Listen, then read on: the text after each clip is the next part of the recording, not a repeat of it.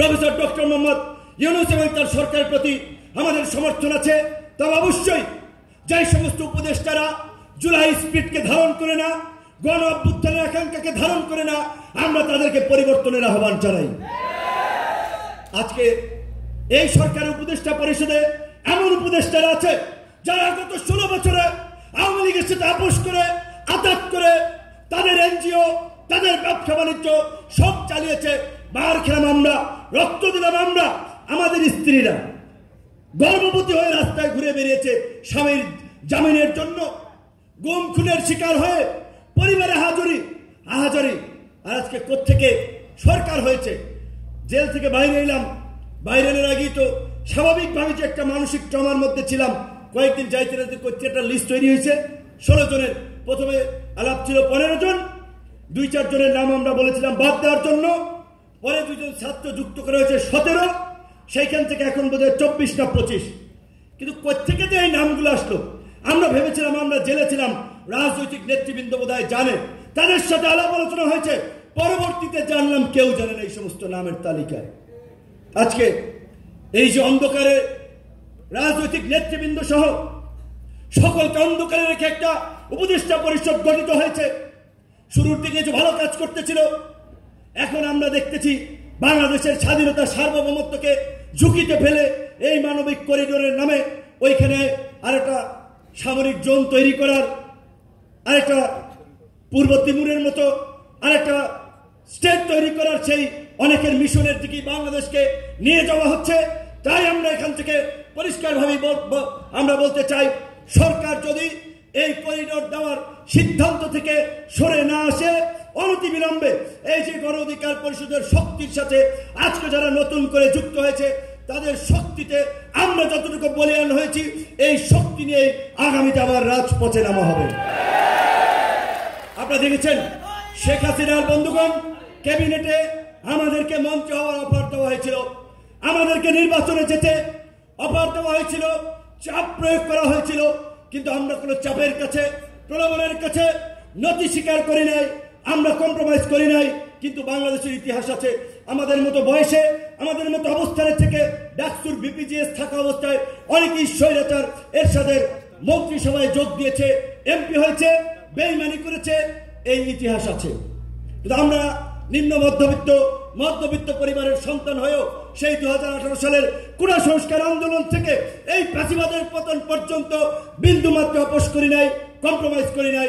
তাই আজকে আমরা বলতে চাই, আজকে বাংলাদেশের মানুষের মধ্যে নতুন ধারার রাজনীতি নিয়ে যে জন আকাঙ্ক্ষা তৈরি হয়েছে, নতুন নেতৃত্বের প্রতি যে আগ্রহ তৈরি হয়েছে, আমরা তার বাস্তবায়ন করার জন্য আমাদের নেতৃবৃন্দ যদি আরেকটু ত্যাগ স্বীকার করতে প্রস্তুত থাকে, আমরা আগামী নির্বাচনে 300 আসনে প্রার্থী দিয়ে জনগণের কাছে নিজেদের বিকল্প রাজনীতি হাজির করতে চাই। বন্ধুগণ, আমরা হিসাব নিকাশ করে দেখেছি যে এখন বাংলাদেশের যে রাজনৈতিক কালচার, যে রাজনৈতিক সংস্কৃতি, অনেক ক্ষেত্রে যেই লঙ্কায় যায় সেই রাবণ হয়।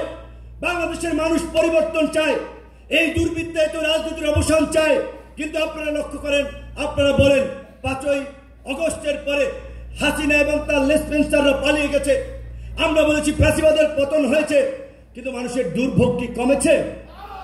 এই যে পাড়া মহল্লায়, হাট বাজার, শিল্প নগরী, ব্যবসা প্রতিষ্ঠান সমিতি, বিভিন্ন জায়গায় চাঁদাবাজি, দখলবাজি কোনো কিছু বন্ধ হয় নাই। সরকারি প্রশাসন এখন অনেক ক্ষেত্রে অনেক রাজনৈতিক কর্মীদের কাছে অসহায় হয়ে যাচ্ছে। এইভাবে তো একটা দেশ চলতে পারে না। এই জন্য তো এতগুলো মানুষ লড়াই সংগ্রাম করে নাই। তাই আমরা সিদ্ধান্ত নিয়েছি আগামী নির্বাচনে জনগণের কাছে নিজেদেরকে বিকল্প হিসেবে উপস্থাপন করার জন্য, জনগণের কাছে নতুন নেতৃত্ব নিয়ে হাজির হওয়ার জন্য আমরা 300 আসনের প্রার্থী দিতে চাই। আজকেও যারা যুক্ত হয়েছে, আশা করি তাদের মধ্যেও অনেকেই সংসদ সদস্য প্রার্থী হিসেবে নির্বাচন করবে। একই সাথে আজকে এখানে যারা আছেন, গ্রামে যারা আছেন, প্রত্যেকের প্রতি আমার সর্বশেষ আহ্বান হচ্ছে, আমাদেরকে মানুষের কাছে যেতে হবে, মানুষের কথা শুনতে হবে। এখনো অনেক জায়গার মানুষ ভয়, ভীতি, আশঙ্কা, আতঙ্কের মধ্যে আছে। হাসিনার আমলে কারোর সাথে কম্প্রোমাইজ করি নাই, মাথা নত করে নাই, এখনো মাথা নত করার প্রশ্নই ওঠে না। আজকে আমাদের রনক ভাই, নীলাপা, ডক্টর জাফর ভাই সহ আরিফ ভাই সহ তারা আমাদের দলে যুক্ত হওয়ার মধ্য দিয়ে আমি মনে করি গণ অধিকার পরিষদে আর একটা নতুন দিগন্তের সূচনা হয়েছে। গণ অধিকার পরিষদের গতিকে সারা বাংলাদেশে আরো এগিয়ে নেবে এবং এই নেতৃবৃন্দকে আমি আপনাদের উপস্থিতিতেই এবং আমাদের যে সমস্ত নেতৃবৃন্দ আছে তাদেরকে একটা কথা বলতে চাই, রাজনীতি করলে চাওয়া পাওয়ার হিসাব নিকাশ মেলাতে আসবেন না। চাওয়া পাওয়ার হিসাব নিকাশ মিলিয়ে রাজনীতি হয় না যে আপনাকে মনোনয়ন দেওয়া হইল, আপনি দল করলেন, মনোনয়ন দেওয়া হইল না, পরের দিন আরেক দল করলেন। এটা একটা ভালো ব্যক্তিত্বের পরিচয় না। আমরা প্রত্যেককেই বলি গণ অধিকার পরিষদ বাংলাদেশের ইতিহাসে উদাহরণ সৃষ্টি করেছে, বাংলাদেশের ইতিহাসে নতুন নজির তৈরি করেছে। বাংলাদেশের রাজনৈতিক দলগুলোর মধ্যে অভ্যন্তরীণ গণতান্ত্রিক চর্চার ক্ষেত্রে গণ অধিকার পরিষদ তার প্রথম কাউন্সিলের মাধ্যমে দৃষ্টান্ত উপস্থাপন করেছে। গণ অধিকার পরিষদের অঙ্গ সংগঠনগুলো কাউন্সিলের মধ্যে দিয়ে নেতৃত্ব নির্বাচিত হয়, যেহেতু এখন পর্যন্ত জেলা উপজেলায় ওই ধরনের প্রতিযোগিতা একেবারে তৈরি হয় নাই, যেই কারণে জেলা উপজেলার কমিটি হয়তো আমরা এখনো আলাপ আলোচনার ভিত্তিতে দিচ্ছি, কিন্তু আগামীতে আমরা জেলা উপজেলা কাউন্সিলের মধ্যে দিয়ে প্রত্যেকটি কমিটি দেব। কাজেই যার দক্ষতা আছে, যোগ্যতা আছে, তারা নেতা নির্বাচিত হবে। নেতা নির্বাচিত হওয়ার জন্য কারো পিছিয়ে ঘুরতে হবে না, কাউকে পয়সা দিতে হবে না, কারো তোয়াজ করতে হবে না। আপনার যদি যোগ্যতা থাকে আপনি এই পার্টির শীর্ষ জায়গায় অধিষ্ঠিত হতে পারবেন। এবং আমি এটা বলি, এই পার্টি আমার পার্টি, রাশেদ খানের পার্টি 2018 সালে কোন সংস্কার আন্দোলন করছে কিছু ছাত্ররা, তাদের পার্টি না, এটি ছাত্রদেরও পার্টি না।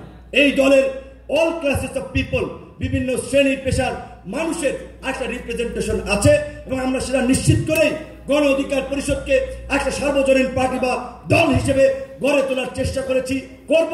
এবং আপনাদেরকে আমরা বলতে পারি গণ অধিকার পরিষদের যেহেতু ইতিমধ্যে বিভিন্ন রাজনৈতিক দলের নেতৃবৃন্দ জয়েন করেছে, গণ অধিকার পরিষদ আগের চেয়ে অনেক শক্তিশালী হয়েছে।